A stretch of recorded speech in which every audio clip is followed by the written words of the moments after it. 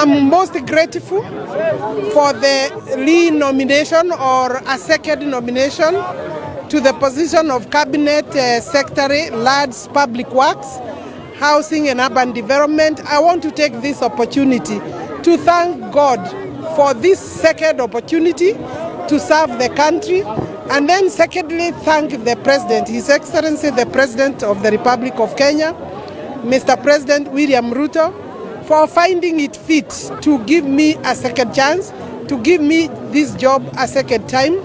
I really want to thank him for, and it's a big honor for me. It's not a privilege, but it's a big honor.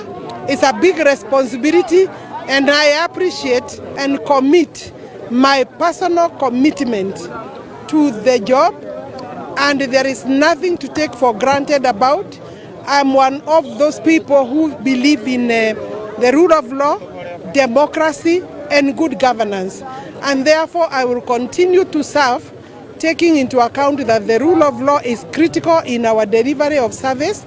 And I'm hoping and praying that Parliament will find me suitable to be given the job that the President has nominated me. Considering where the nation is, I'm calling for peace. I'm also calling for humility among leaders.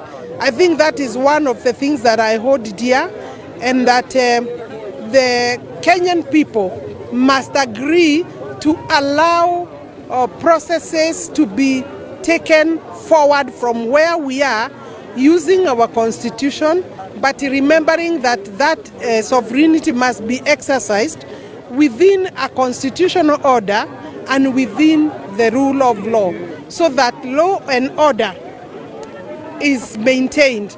We should not allow our country to be taken to another level of anarchy, and we must guard the peace that we have enjoyed in the country and in the region jealously, so that we remind ourselves that we have a country to guard.